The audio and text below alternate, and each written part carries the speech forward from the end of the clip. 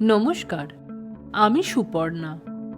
শনিবারের চিঠিতে আপনাদের স্বাগত জানাই। আজকে আমরা নিয়ে এসেছি আপনাদের জন্য এক নতুন অধ্যায়। ইতিহাসে এমন কিছু সম্রাট আছেন যাঁদের নাম শুধু একটি সাম্রাজ্যের সঙ্গেই নয়, একটি যুগের সঙ্গেও জড়িয়ে আছে। তাঁদের মধ্যে অন্যতম হলেন সম্রাট অশোক। একসময়ে তিনি ছিলেন এক দুর্ধর্ষ বিজেতা। তাঁর সেনাবাহিনীর সামনে মাথা নত করেছিল অসংখ্য রাজ্য। তাঁর সাম্রাজ্য বিস্তৃত ছিল আফগানিস্তানের পাহাড় থেকে শুরু করে বঙ্গোপসাগরের উপকূল পর্যন্ত। কিন্তু আশ্চর্যের বিষয়, আজ পৃথিবী তাঁকে শুধু একজন বিজয়ী সম্রাট হিসেবে নয়, বরং শান্তি, ন্যায়, মানবতা এবং ধর্মনীতির প্রতীক হিসেবে স্মরণ করে।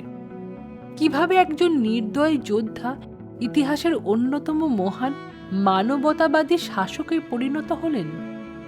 কেন তার নির্মিত অশোক স্তম্ভ আজ ভারতের জাতীয় প্রতীক? কেন তার ধর্মচক্র আজ ভারতের জাতীয় পতাকার মাঝখানে স্থান পেয়েছে? আর কিভাবে একটি সাম্রাজ্য, যার ভিত্তি স্থাপন করেছিলেন চন্দ্রগুপ্ত মৌর্য এবং তার প্রজ্ঞাবান উপদেষ্টা চাণক্য, অশোকের সময় বিশ্বের অন্যতম বৃহৎ ও শক্তিশালী সাম্রাজ্যে পরিণত হয়েছিল? এই গল্প শুধু এক রাজার নয়, এটি একটি সাম্রাজ্যের উত্থানের গল্প। এটি ক্ষমতা, যুদ্ধ, অনুশোচনা এবং আত্মপরিবর্তনের গল্প। এটি এমন এক শাসকের কাহিনী যিনি বুঝেছিলেন তরবারি দিয়ে রাজ্য জয় করা যায়, কিন্তু মানুষের হৃদয় জয় করা যায় ন্যায়, করুণা ও মানবতার মাধ্যমে। আমরা ফিরে যাব প্রায় 2300 বছর আগে। দেখব মৌর্য সাম্রাজ্যের জন্ম, চন্দ্রগুপ্তের উত্থান, চাণক্যের দূরদর্শী পরিকল্পনা, বিন্দুসারের শাসন, অশোকের শৈশব, কলিঙ্গের ভয়াবহ যুদ্ধ, বৌদ্ধ ধর্মগ্রহণ এবং তার সেই অনন্য উত্তরাধিকার যা আজও ভারতসহ সমগ্র এশিয়ার ইতিহাসে অমলিন। চলুন শুরু করি ইতিহাসের এক অনন্য অধ্যায়, সম্রাট অশোক এবং মৌর্য সাম্রাজ্যের অবিশ্বাস্য যাত্রা।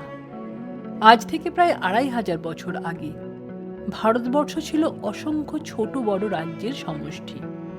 কোথাও শক্তিশালী রাজা, কোথাও আবার অন্তহীন যুদ্ধ। একটি ঐক্যবদ্ধ ভারতের ধারণা তখনও বাস্তব হয়ে ওঠেনি। এই সময়ে উত্তর পশ্চিম দিকে আঘাত হানেন বিশ্বের অন্যতম শ্রেষ্ঠ বিজেতা মেসিডোনিয়ার রাজা আলেকজান্ডার দ্য গ্রেট। খ্রিস্টপূর্ব 326 সালে তার বাহিনী ভারতীয় উপমহাদেশের উত্তর পশ্চিমে প্রবেশ করে, যদিও তিনি গঙ্গা পর্যন্ত পৌঁছতে পারেননি। তার অভিযানের পর ভারতীয় রাজ্যগুলোর দুর্বলতা স্পষ্ট হয়ে ওঠে। এই ঘটনায় একজন অসাধারণ চিন্তাবিদকে নতুন স্বপ্ন দেখায়। সেই মানুষটির নাম চাণক্য। চাণক্য শুধু একজন শিক্ষক ছিলেন না, তিনি ছিলেন এক রাষ্ট্রবিজ্ঞানী, অর্থনীতিবিদ, কূটনীতিবিদ এবং অসাধারণ রাজনৈতিক কৌশলবিদ। তার বিশ্বাস ছিল ছোট ছোট রাজ্যে বিভক্ত ভারত বিদেশি আক্রমণের বিরুদ্ধে দীর্ঘদিন টিকে থাকতে পারবে না। প্রয়োজন একটি শক্তিশালী ঐক্যবদ্ধ সাম্রাজ্যের। কিন্তু এমন একজন নেতার দরকার ছিল যিনি শুধু যোদ্ধা নন, বরং একজন দূরদর্শী শাসকও হবেন। আর সেই মানুষটিকেই তিনি খুঁজে পেলেন এক তরুণের মধ্যে। তার নাম চন্দ্রগুপ্ত মৌর্য। চন্দ্রগুপ্ত মৌর্যের শৈশব সম্পর্কে ঐতিহাসিক সূত্রে কিছু মতভেদ রয়েছে, তবে অধিকাংশ ঐতিহাসিকের একমত যে তিনি সাধারণ পরিবেশ থেকে উঠে এসে চাণক্যের তত্ত্বাবধানে সামরিক ও প্রশাসনিক শিক্ষা লাভ করেন। চাণক্যের প্রশিক্ষণে তিনি শুধু যুদ্ধবিদ্যা নয়, রাষ্ট্র পরিচালনা, গুপ্তচর ব্যবস্থা, কূটনীতি এবং অর্থনীতির মতো বিষয়েও দক্ষ হয়ে ওঠেন। প্রথম লক্ষ্য ছিল তৎকালীন শক্তিশালী ধননন্দর নন্দ সাম্রাজ্যকে পরাজিত করা। দীর্ঘ প্রস্তুতি, কৌশল এবং একাধিক অভিযানের পর চন্দ্রগুপ্ত মগধ জয় করেন। এই বিজয়ের মাধ্যমে জন্ম নেয় ভারতের ইতিহাসের অন্যতম শক্তিশালী সাম্রাজ্য, মৌর্য সাম্রাজ্য। খ্রিস্টপূর্ব 322 সালের দিকে প্রতিষ্ঠিত এই সাম্রাজ্য দ্রুত উত্তর ভারত থেকে পশ্চিম ও মধ্য ভারতের বিস্তীর্ণ অঞ্চলে ছড়িয়ে পড়ে। চন্দ্রগুপ্ত এখানেই থেমে থাকেননি। পরবর্তীকালে তিনি সেলুকাস নেকটারের সঙ্গে সংঘর্ষে জয়ী হন। সন্ধির মাধ্যমে আফগানিস্তান, বেলুচিস্তান, উত্তর পশ্চিমের বিস্তীর্ণ অঞ্চল মৌর্য সাম্রাজ্যের অন্তর্ভুক্ত হয়। এই সময়ে রাজধানী পাটালিপুত্র ছিল বিশ্বের অন্যতম সমৃদ্ধ নগরী। গ্রিক দূত মেগাস্থেনিস তার বিখ্যাত গ্রন্থ ইন্ডিকাতে এই নগরীর সমৃদ্ধি, প্রশাসন এবং সুশৃঙ্খলার প্রশংসা করেছেন। সুশৃঙ্খল সেনাবাহিনী, কর ব্যবস্থা, রাস্তা, বাণিজ্য এবং দক্ষ প্রশাসন সব মিলিয়ে মৌর্য সাম্রাজ্য তখন বিশ্বের অন্যতম শক্তিশালী রাষ্ট্রে পরিণত হয়। জীবনের শেষ দিকে চন্দ্রগুপ্ত সিংহাসন ত্যাগ করেন। তার উত্তরসূরি হয় তার পুত্র বিন্দুসার। ইতিহাসে বিন্দুসারের নাম তুলনামূলকভাবে কম আলোচিত হলেও তার অবদান ছিল অত্যন্ত গুরুত্বপূর্ণ। তিনি তার পিতার প্রতিষ্ঠিত বিশাল সাম্রাজ্যকে শুধু রক্ষা করেননি, বরং আরও দক্ষিণে বিস্তার ঘটান। তার আমলে মৌর্য সাম্রাজ্য ভারতের অধিকাংশ অঞ্চল জুড়ে প্রতিষ্ঠিত হয়। গ্রিক সূত্রে তার নাম অমৃতঘাতা হিসেবে উল্লেখ রয়েছে, যার অর্থ শত্রু সংহারকারী। কিন্তু ইতিহাসের সবচেয়ে গুরুত্বপূর্ণ ঘটনা তখনও ঘটেনি, কারণ এই পরিবারেই জন্ম নিতে চলেছিলেন এমন একজন রাজপুত্র যিনি শুধু ভারতের নয়, সমগ্র বিশ্বের ইতিহাস বদলে দেবেন। খ্রিস্টপূর্ব 304 সালে মৌর্য পরিবারে জন্ম নেন এক রাজপুত্র, অশোক।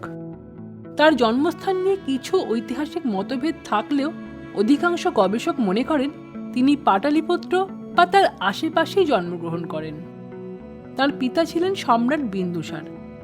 মাতার পরিচয় সম্পর্কে বিভিন্ন ঐতিহাসিক সূত্রে ভিন্ন ভিন্ন তথ্য পাওয়া যায়। বহু বৌদ্ধ ঐতিহাসিক তার মায়ের নাম সুভদ্রাঙ্গী বা ধর্মা হিসেবে উল্লেখ করেছেন। তবে সমসাময়িক প্রমাণ সীমিত হওয়ায় ইতিহাসবিদরা এ বিষয়ে সতর্ক থাকেন। রাজপরিবারে বহু রাজপুত্র ছিলেন, অশোক ছিলেন তাঁদেরই একজন। সেই সময় কেউ কল্পনাও করে উঠতে পারেনি এই ছেলেটিই একদিন পৃথিবীর ইতিহাসে অন্যতম শ্রেষ্ঠ সম্রাট হিসেবে পরিচিত হবেন। মৌর্য সাম্রাজ্য তখন শক্তিশালী। সাম্রাজ্যের সীমা ক্রমেই বিস্তৃত হচ্ছে। রাজপ্রাসাদে বেড়ে উঠছেন এক তরুণ রাজপুত্র। তার হাতে তরবারি, মনে অদম্য সাহস। কিন্তু ভবিষ্যৎ জানত এই তরবারি একদিন কলিঙ্গের রক্তে রঞ্জিত হবে, আর সেই রক্তই বদলে দেবে একজন সম্রাটকে। পরবর্তী অধ্যায়ে আমরা জানব অশোকের শৈশব, শিক্ষা, সামরিক দক্ষতা এবং কিভাবে তিনি রাজপরিবারের কঠিন উত্তরাধিকার সংঘাত পেরিয়ে মৌর্য সাম্রাজ্যের ইতিহাসে আরোহণ করেছিলেন। আজকের অধ্যায় এখানেই শেষ হলো।